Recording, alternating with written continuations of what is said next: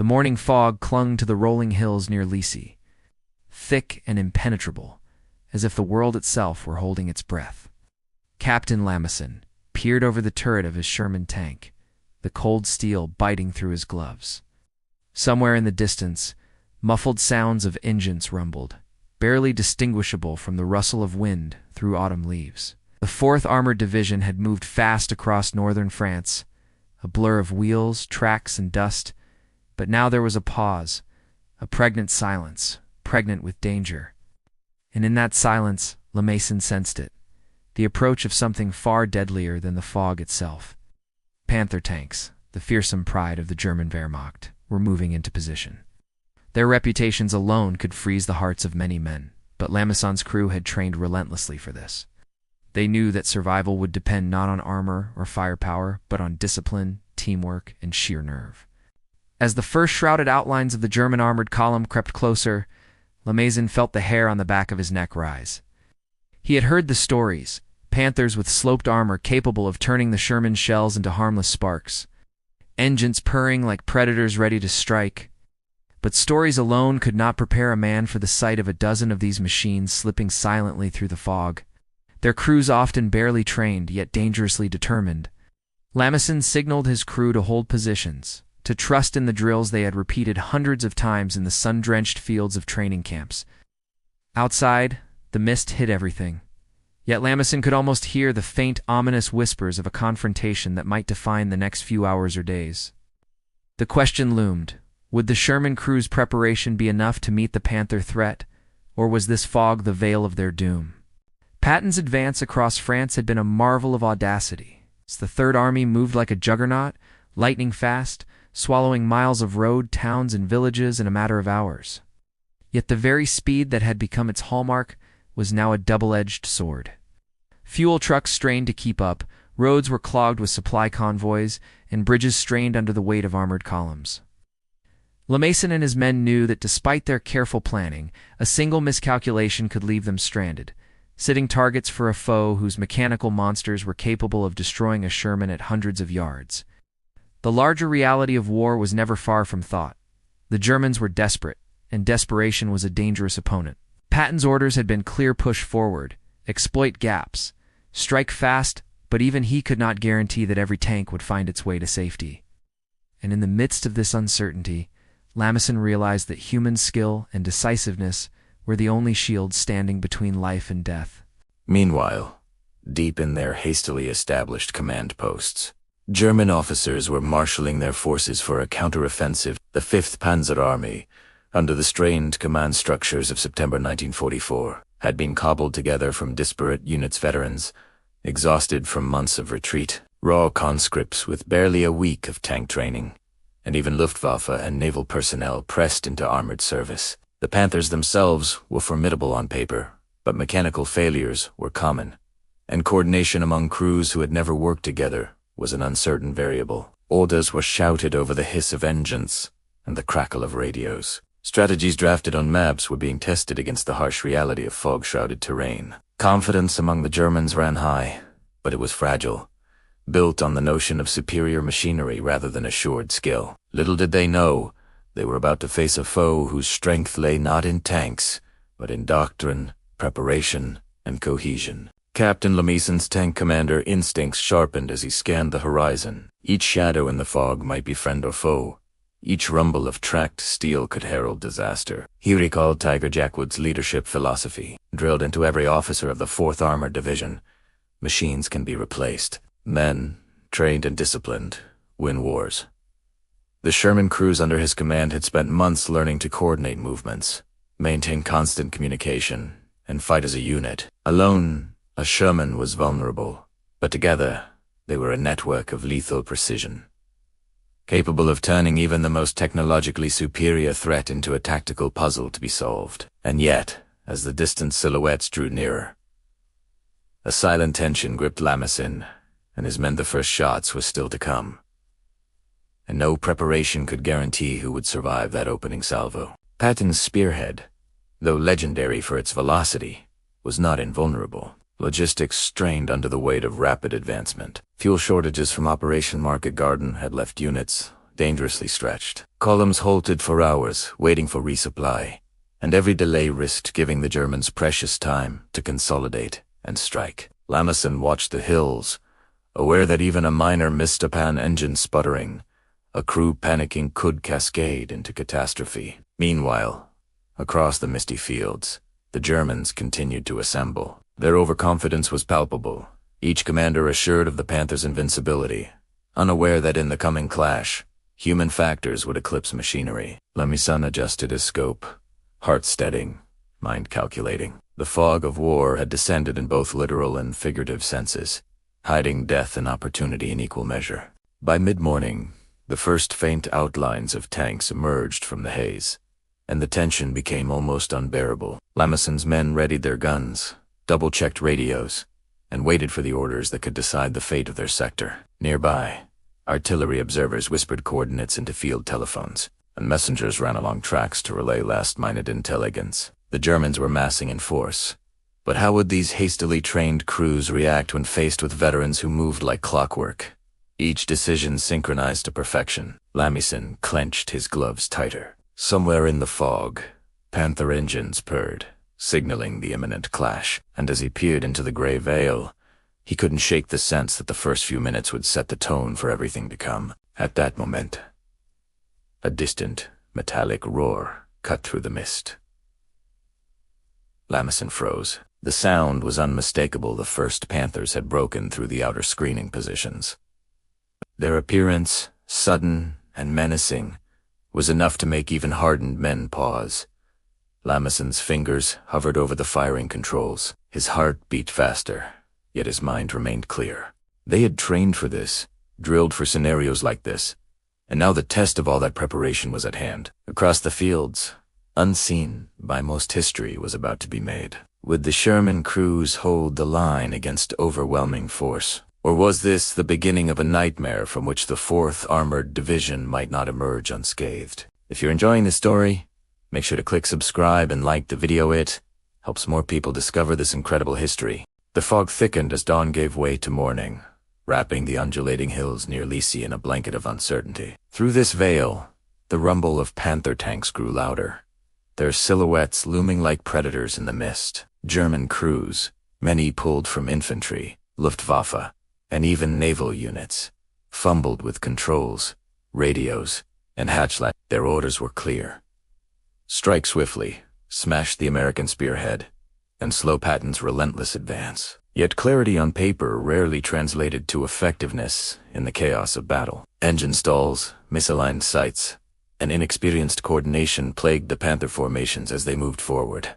Engines growling and tracks churning mud. From the ridge where Sherman tanks waited, every subtle sound in the fog was magnified. Lieutenant Harris whispered into his radio, "They're coming, and they're already making mistakes." Through the haze, the Americans observed the first Panther attempting to navigate a narrow ravine. Its engine coughed, then coughed again, smoke curling from a vent. A crew member barked orders, but panic had set in among the inexperienced Germans. Here, skill and discipline could tilt the balance. Captain Lamison signaled his men to hold fire until the perfect moment. Every second, the Panthers stalled, increased the Americans' advantage. Yet, with each tick of the clock, another German vehicle crept closer. One misfire, one sudden maneuver in the fog, and a Sherman could be caught off guard. The tension was suffocating, and the first armored duel had yet to erupt. Colonel Bruce Clark, commanding Combat Command A, had positioned his Shermans in hold-down positions along the ridge. These elevated stances allowed the Americans to expose only their turrets to enemy fire, maximizing protection while maintaining offensive capability. Each crew member knew their role: loader, gunner, driver, and commander, moving in unison like cogs in a precision machine. Clark had emphasized reconnaissance, overlapping fields of fire, and rapid communication doctrine that the German brigades had little hope of matching. And yet, as the mist swallowed entire columns of Panthers, even these meticulous preparations could not eliminate uncertainty. A single misread signal, a confused German maneuver, could ignite chaos. And then, without warning, a muffled clank echoed through the fog. A Panther had stalled mid-advance, leaving it stranded and vulnerable. The question loomed: Would the Americans capitalize on this opportunity, or would chance allow the Germans to recover? The German attack was uneven, a jagged wedge of steel and smoke. Exhausted veterans struggled to keep pace with raw conscripts, and officers barked contradictory orders over faltering radios. Panther tanks, though superior in armor and firepower on paper, faltered mechanically, as though their very machines sensed the impending struggle. Maintenance crews had struggled for hours in the rear, patching engines and torquing turrets, but the stress of long marches, rough terrain, and hasty preparation left many units teetering on the edge of collapse. Across the ridge, Sherman crews studied each Panther's movement, noting speed, angles, and hesitation. Every hesitation was an opportunity, every mechanical cough a potential opening. Lieutenant Harris adjusted his sights and murmured a single word to his gunner. Wait.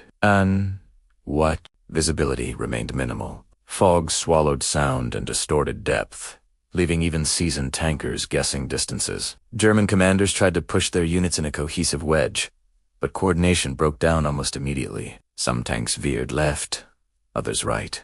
Some halted entirely as engines overheated or gearboxes jammed. The Americans, by contrast, moved like a single organism. Each Sherman fired only when necessary, conserving ammunition, coordinating flanking maneuvers, and communicating via intercoms to avoid friendly fire. The disparity was stark.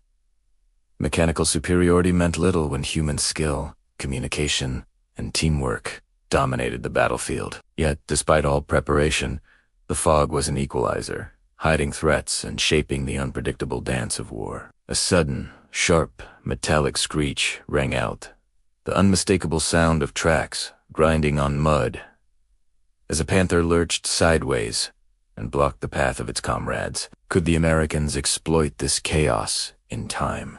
Then, in a moment of tense clarity, the first shells from Combat Command struck home. The initial volley erupted from the ridge, shattering the mist with smoke, fire, and ringing metal. Panthers lurched and skidded.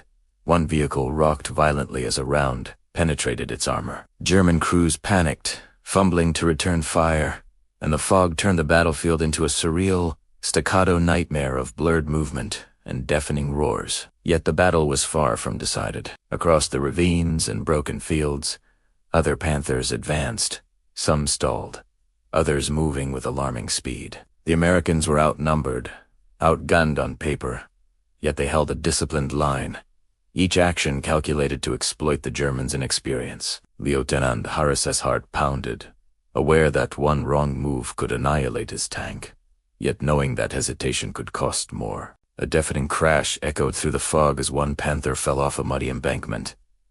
Turret jammed, engine smoking. Shermans maneuvered quickly, adjusting positions, ready to strike the immobilized enemy. Clark barked orders to concentrate fire, yet the chaos was far from over. From Tassay's 2nd Panther loomed unexpectedly, flanking from a concealed ridge. Crew positions shifted, tension spiked. Would the Americans be able to respond in time? Or was this the moment the German counteroffensive might break through? Every second stretched into an eternity. Smoke and fog intermingled, muffling sounds, masking movement, and amplifying danger. The Americans, disciplined and experienced, relied on doctrine and teamwork, but even the best-laid plans could unravel under the unpredictable fog and human error. Mechanical failures, exhausted crews, and the raw terror of combat created a volatile environment. And somewhere in that haze, another Panther lurched, half visible. Engine Kafinga potential threat, or a fatal misstep. The ridge had become a chessboard, with every vehicle a piece whose move could decide victory or disaster. A sudden mechanical failure leaves a Panther stranded in no man's land. Will the Americans exploit it? The answer would shape the coming engagement in ways neither side could yet anticipate. The fog hung low over the fields, dense and suffocating, turning every movement into a shadow play of steel and smoke. Sherman tanks, lined along the ridge, waited with guns poised, engines idling quietly beneath the murmur of men readying themselves. In the distance, Panther silhouettes emerged, monstrous and intimidating, yet hesitant. The German crews were untested, unfamiliar with each other, and unnerved by the Americans' deliberate calm. Captain Lemieson gripped his periscope, his knuckles white, eyes scanning for the perfect target. The first shots could decide the battle, and one miscalculation could spell doom for an entire Sherman platoon. Suddenly,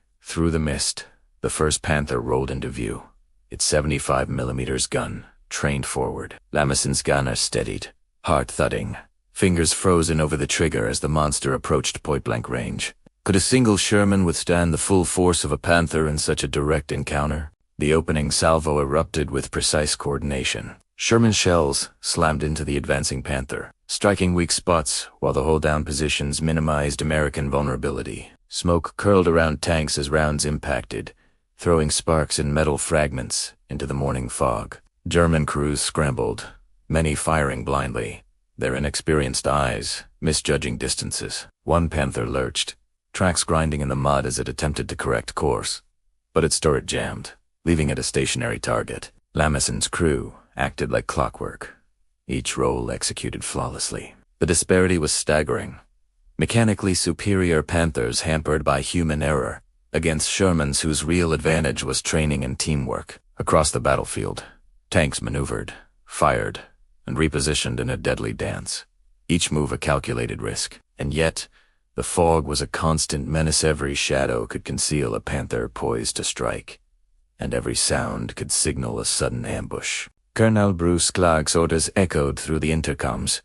Hold the ridge, maintain coordination, watch flanks, and exploit enemy mistakes. Sherman crews executed rapid-fire and-move tactics, shifting positions, creating overlapping fields of fire that left approaching Panthers exposed at almost every angle. The Americans' use of terrain and communication was textbook, yet the fog created chaos nonetheless. Smoke from destroyed vehicles mingled with the morning mist, reducing visibility to mere meters in some areas. A Panther stalled, its engines screaming, while a nearby Sherman slid into hold-down position, ready to exploit the mechanical failure. The scene was almost surreal. Sounds distorted, outlines blurred, and the reality of war compressed into tense, frozen moments. A sudden clang echoed as a Panther fired and missed entirely, giving the Americans a critical opening. Could Clark's command seize the advantage before the Germans regrouped? Through the swirling smoke, Sherman and Panther shells collided in bursts of fire, dust, and twisted metal. One Sherman rolled forward, daringly exposing itself to suppress a Panther threatening the flank. Lameson's loader handed shells with fluid precision. The gunner squeezed the trigger with unerring timing. The battle became a series of rapid, punishing exchanges, machine, mind against mind. German crews, many barely able to recognize a tank cross-section in the fog, fired sporadically, often at empty shadows. When rounds found targets, the Shermans coordinated defense, mitigated losses, often turning what could have been disaster into strategic opportunity. Yet amid the chaos, every crew knew the cost of error. Smoke and confusion masked dangers at every turn. A Sherman could be destroyed before the crew even knew what hit it. And then, suddenly, one of the larger Panther columns stalled in a shallow ravine, its momentum broken, creating a critical gap in the German line. Was this the decisive moment that could swing the battle in favor of the Americans? Patience, coordination, and initiative dominated the engagement. Sherman crews communicated continuously, reporting enemy positions, coordinating fire, and adjusting movements with an almost unnatural precision. The Panthers, powerful but hampered by inexperienced crews and mechanical fragility, could not match this cohesion. German officers shouted over radios and horns, attempting to reorient forces, but confusion spread. Meanwhile, American gunners exploited every vulnerability. An open turret hatch, a misaligned gun, a lagging track. Kill ratios favored the Americans, their doctrine transforming inferior tanks into instruments of lethal efficiency. Lameson's voice crackled over the radio. "Keep moving. Focus. Fire. Do not waste a shot." Every command counted. Every misstep by the Germans became an opportunity, yet the battle was far from decided. Smoke and fog obscured sightlines, and even the most disciplined crew could be caught unaware. A Sherman faced a Panther at point-blank range, the roar of its gun mingling with shouts and explosions. Would it survive the encounter, or was this the moment history might have remembered as tragedy? Hours passed in a haze of fire, mud, and steel. Sherman crews adapted rapidly, coordinating overlapping fire zones and supporting immobilized comrades. Panthers continued to advance, but their momentum faltered under the Americans' disciplined defense. One tank commander, seeing a stalled Panther ahead, signaled a flanking maneuver, sending 2 Shermans into concealed positions. The maneuver succeeded flawlessly. German crews, distracted and misaligned, were struck from unexpected angles. Across the battlefield, the psychological impact of this coordination began to show confused and frustrated German crews faltered, some withdrawing into fog-choked terrain to regroup. The Americans had transformed a numerical and technological disadvantage into a demonstration of tactical brilliance.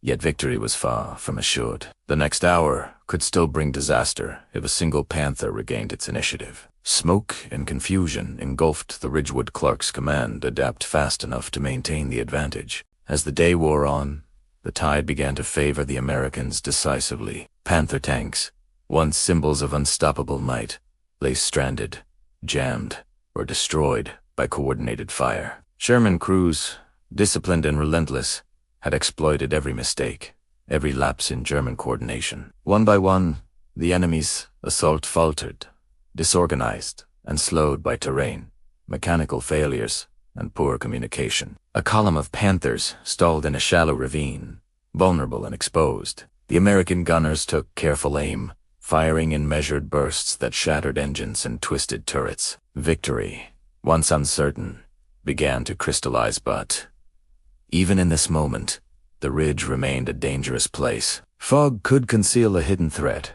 A misfire could be fatal, and a single lapse in coordination could reverse the hard-won advantage. If you're enjoying this story, please click subscribe and like. It helps more people discover this incredible history. By nightfall, the ridge was littered with destroyed Panthers and the aftermath of continuous skirmishes. The Americans had proven that discipline, communication, and preparation could overcome mechanical inferiority. Crew coordination and leadership, more than armor or firepower, had dictated the flow of battle. The 11-day engagement had showcased small unit effectiveness on a strategic scale, demonstrating that doctrine and human ingenuity could neutralize what many assumed were insurmountable technological advantages. Yet the larger conflict loomed beyond the ridge. Patton's Third Army still needed to press forward, and the shattered German brigades would attempt to regroup, potentially threatening new American advances. The fog of war had lifted on this day at Aracourt, revealing a hard-earned, tactical victory.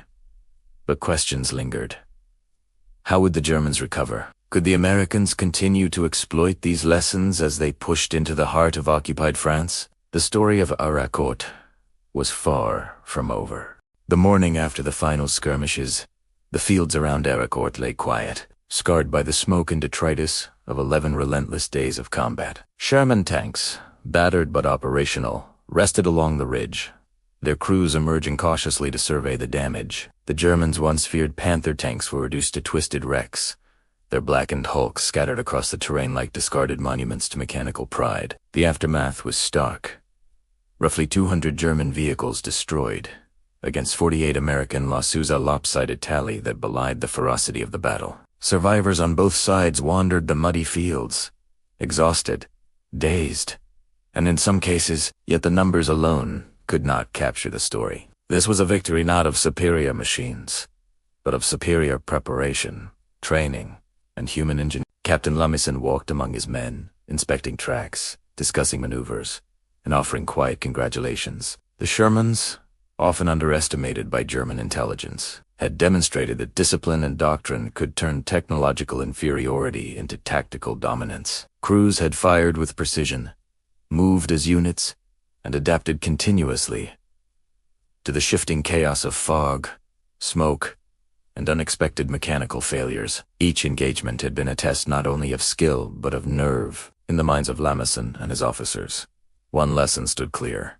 It was human factors, training, coordination, and leadership that had dictated the outcome. Machines, no matter how formidable, could not compensate for disorganization or inexperience. Yet beyond the immediate victory, larger questions remained. The Germans had retreated in disarray. How and when would they attempt to strike again? Could the Third Army maintain its momentum, or had this engagement temporarily slowed the advance? Meanwhile, Patton's headquarters received reports detailing the engagement at Aracourt. Intelligence officers noted the disparity in losses in equipment performance, but the deeper lesson required reflection. The battle demonstrated that even the most powerful German Panther, with its sloped armor and long-range gun, was vulnerable when commanded by inexperienced crews under hasty operational conditions. Conversely, the Shermans, often dismissed as inferior due to armor and firepower, had excelled because doctrine, leadership, and meticulous preparation allowed crews to exploit terrain, anticipate enemy moves, and act cohesively under pressure. The human element had proven decisive, underscoring the importance of leadership philosophy, exemplified by Tiger Jack Wood, whose emphasis on small unit training and initiative had guided the 4th Armored Division throughout the advance. And yet, the question lingered. Would these lessons be applied consistently across the broader theater of operations, or would they fade into the afterglow of a single victory? Across the battered German brigades, morale was fragile, exhausted, demoralized, and decimated by mechanical failures. The units attempted to regroup under officers struggling to salvage coordination. Fuel shortages, shattered vehicles, and shattered confidence left many units scattered, their ability to mount an effective counterattack severely compromised. Veteran soldiers whispered tales of Sherman ingenuity and tactical discipline, often tinged with disbelief. In the German High Command, reports described a failure of cohesion more than of equipment, a realization that training and leadership mattered as much as if not more than the machinery itself. Yet questions remained. Could these fragmented forces recover in time to affect the wider campaign? Would Patton's rapid advance capitalize on this victory, or would logistical limitations and unforeseen obstacles temper American momentum? In reflecting on the strategic significance of the engagement, historians have noted that Aracourt was a microcosm of broader armored warfare in World War II. Small unit effectiveness, cohesive training, and doctrinal superiority often outweighed raw technological power. Sherman crews had exemplified these principles in the fog-shrouded hills of northeastern France, turning the seeming disadvantage of their lighter armor into a demonstration of adaptability and tactical intelligence. The Germans' superior hardware faltered not because of inferior design alone, but because human execution could not match American cohesion. Leaders at all levels, captains, colonels, and divisional commanders had guided their men through chaos, ensuring that initiative and discipline prevailed. Yet even as the Americans celebrated, the campaign pressed onward. The question remained, would these lessons ripple forward, influencing doctrine, training, and battlefield outcomes for months to come? Patton's Third Army, reinvigorated by the victory at Aracourt, pressed forward, but the logistical and operational challenges of rapid movement remained. Fuel, ammunition, and maintenance would continue to shape the pace of the advance. And though Aracourt demonstrated the triumph of leadership and training over machinery, war would remain unpredictable, with every new engagement testing men and machines alike. For the men of the 4th Armored Division, the battle was a defining moment, a testament to courage, coordination, and ingenuity in the face of overwhelming odds. Yet even in victory, questions lingered in the minds of commanders.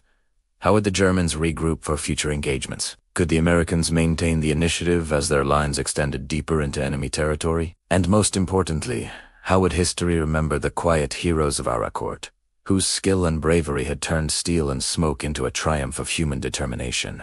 The battle at Aracourt was a study in contrasts. Technological superiority versus human skill. Panic versus discipline. Improvisation versus preparation. The Americans had proven that doctrine, leadership, and teamwork could overcome raw mechanical power, leaving a lasting lesson for future armored warfare. And as the sun set over the scarred fields, the men of the 4th Armored Division knew they had witnessed and shaped history in its most immediate, perilous form. Yet even in the calm, questions of the wider war, the next challenge, and the enduring memory of Aracourt remained in the minds of those who survived, echoing long after the last tanks had rolled away.